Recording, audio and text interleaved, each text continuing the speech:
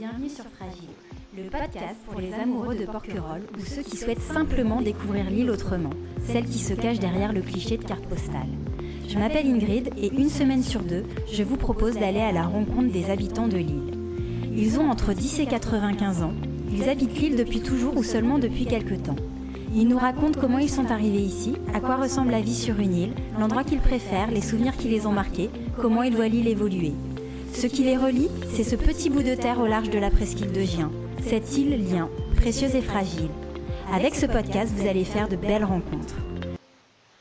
Bonjour à tous et bienvenue dans l'invité du jour. La jolie voix que vous venez d'entendre, c'est celle de mon invitée Ingrid Blanchard. Elle est la créatrice du podcast Fragile Porquerolles. Ingrid, bonjour. Bonjour Anne, merci pour votre invitation. Je suis ravie de vous recevoir en visio aujourd'hui et j'espère la prochaine fois vous serez à côté de moi. En ce moment vous n'êtes pas à Porquerolles, vous êtes à Lyon et vous êtes donc la créatrice de ce podcast assez original. Vous parlez justement des gens qui habitent Porquerolles. Pourquoi avoir choisi Porquerolles déjà, Ingrid ? Alors Porquerolles, c'est une île à laquelle je suis profondément attachée. C'est une île que j'ai découverte quand j'étais petite avec mes parents et mon frère. On venait passer des vacances sur la presqu'île de Gien et on venait comme des milliers de visiteurs passer quelques jours à Porquerolles. C'est une île dont on dit que quand on tombe amoureux d'elle, on attrape la porquerollite. Je crois que je suis tombée dans la marmite et j'ai vite attrapé cette porquerollite. C'est un endroit qui est merveilleux et j'ai eu envie, comme tout endroit auquel on est profondément attaché, d'aller à la rencontre des habitants pour mieux la connaître, mieux en connaître les contours, la géographie, l'histoire. Et j'ai donc eu envie d'aller à la rencontre des habitants pour leur demander un petit peu quel était leur Porquerolles. On n'arrive pas sur une île tout à fait par hasard et donc pour moi c'était intéressant d'aller à la rencontre de ces destins insulaires. Là, ça fait plus d'un an déjà que vous avez donc commencé ces podcasts avec une quarantaine, cinquantaine de portraits. Ils sont évidemment tous différents, ces portraits. Qu'est-ce qui a été l'élément déclencheur justement il y a un an ? Alors, il y a un an, en fait, je travaille dans l'univers de la radio et donc cette idée de vraiment tendre le micro s'est imposée assez naturellement. J'avais vraiment envie de partager cette parole des insulaires qui au début était une parole que je partageais de façon intime avec les personnes et je me suis dit que cette parole insulaire, elle était tout à fait singulière et qu'elle avait lieu d'être partagée au plus grand nombre.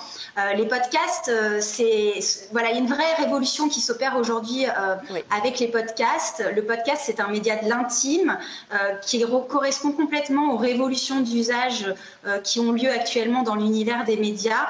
Et j'avais envie d'utiliser ce support qui est vraiment un média très simple à utiliser puisqu'il suffit d'avoir un smartphone, un téléphone et des écouteurs, d'être dans une écoute active. Donc dès qu'on a un sujet qui nous passionne, on peut tout à fait trouver du contenu sur les podcasts. Et donc j'avais envie de faire entendre au plus grand nombre la voix des Porquerollais pour dépasser le cliché de carte postale qui est souvent délivré sur Porquerolles avec ses plages d'eau turquoise.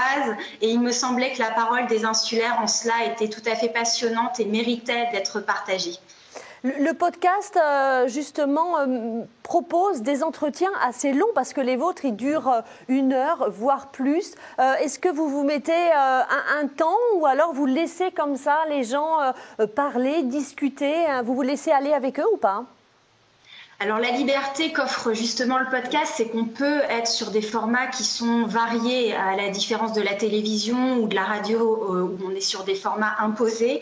C'est vrai que le podcast permet une certaine liberté. Alors évidemment, quand les auditeurs ont l'habitude d'un format, c'est bien de se tenir à peu près à ce format, mais je dirais que les épisodes que je propose, ils font entre 45 minutes et 1 heure, 1h10, pour laisser justement la liberté aux personnes de s'exprimer, le temps également, et ça c'est quelque chose de précieux et d'important, et moi je le vois aussi dans le retour des auditeurs qui apprécient justement ce temps qui est donné aux invités, ce qui n'est pas forcément toujours possible justement sur les médias grand public et classiques, et donc le podcast permet cette liberté-là, et je trouvais que c'était intéressant de donner cet espace de parole, surtout quand on est sur des parcours de vie où les personnes en fait se livrent bien volontiers au-delà d'un certain temps d'échange avec eux.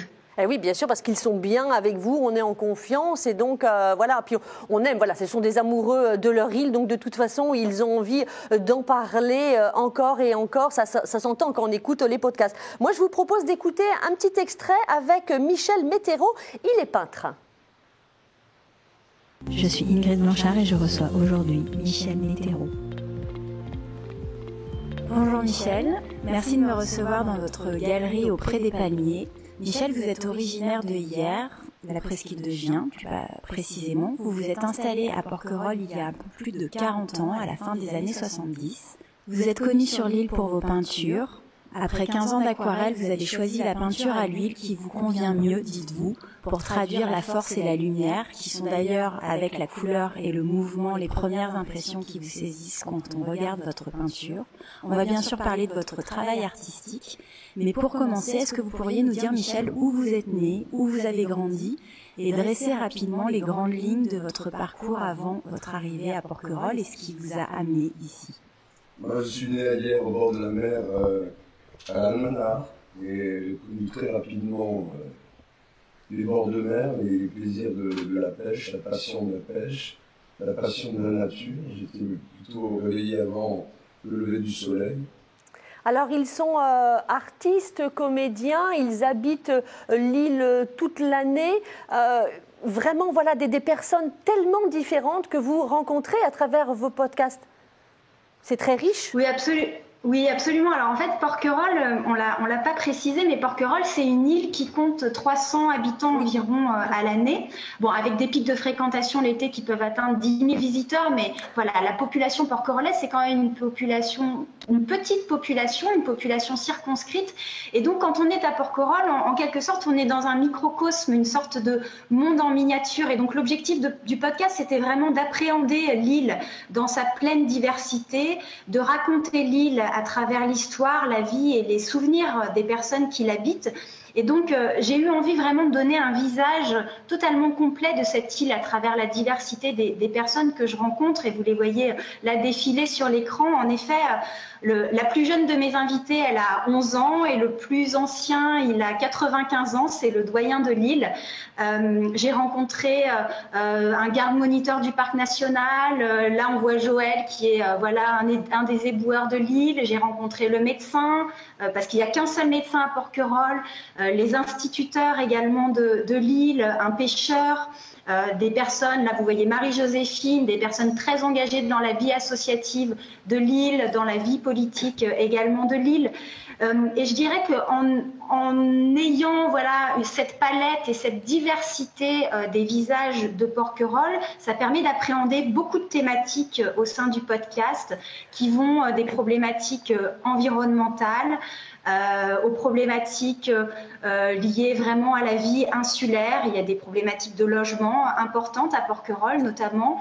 On parle également de fraternité insulaire qui est vraiment quelque chose de très très beau, qui me touche énormément parce que je pense que dans notre société un petit peu individualisée et déconnectée vraiment des relations profondes, pouvoir appréhender vraiment une communauté de personnes qui sont finalement assez soudés. Je ne dis pas que tout le monde est ami à Porquerolles, on n'est pas dans une société bisounours, loin de là, mais je dirais qu'il y a quand même quelque chose de l'ordre vraiment de la fraternité insulaire qui se vit sur cette île.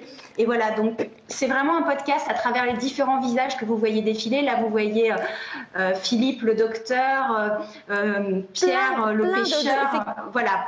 Voilà, plein de portraits différents, plein de parcours différents. Vous avez demandé à Michel Prodomides sa définition du Porquerolais en écoutant. Ingrid. Quelle est votre définition du Porquerolais ? La définition du Porquerolais, si on peut le définir en 2 mots, c'est plus un Porquerolais. On peut donner quelques clés. 1, c'est quelqu'un de chaleureux. 2, c'est quelqu'un de discret. 3, c'est quelqu'un qui est passionnément attaché à son île et ça l'emporte sur tout.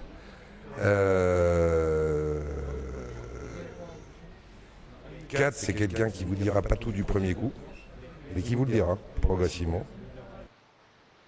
Ingrid, et vous, en 4 mots, quelle serait votre définition du Porquerolais ?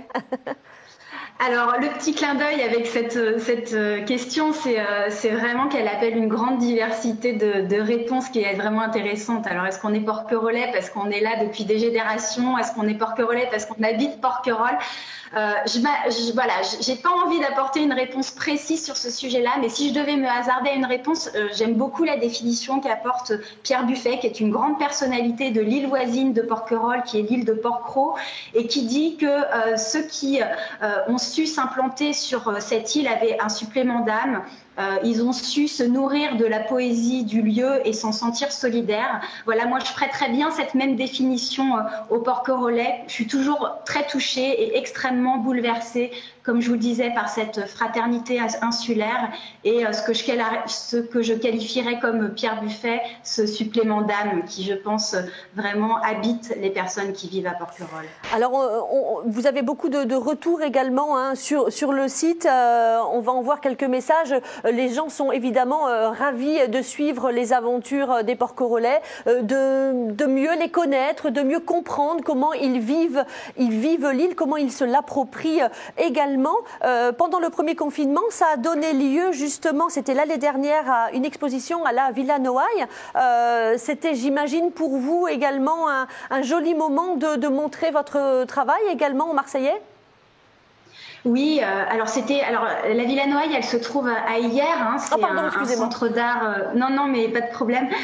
C'est un centre d'art, vraiment à dimension nationale et internationale, donc sous l'impulsion de Jean-Pierre Blanc, qui en est le directeur. Et donc en effet, il y a eu cette exposition qui était une très belle exposition en hommage aux personnes qui avaient été en première ligne pendant le confinement.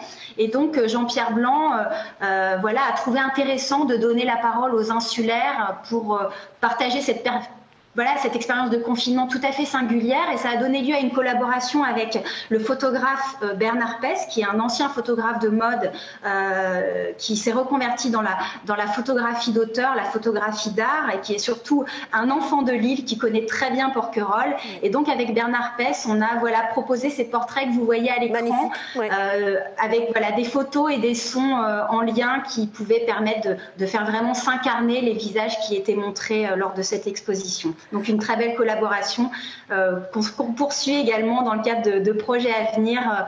On l'espère, si les musées peuvent ouvrir. On a un beau projet également. On espère, évidemment. Ingrid, nous arrivons à la fin de l'émission. On retrouve évidemment tous vos podcasts avec tous vos magnifiques portraits à écouter sur votre site, évidemment, sur les réseaux sociaux également, vous communiquez, et puis sur toutes les plateformes. On rappelle évidemment que les podcasts sont gratuits. C'était un plaisir de discuter avec vous de vos podcasts et puis de Porquerolles. Évidemment, très belle soirée à vous. Ingrid, à très bientôt. Merci beaucoup, Anne. À bientôt. Au revoir.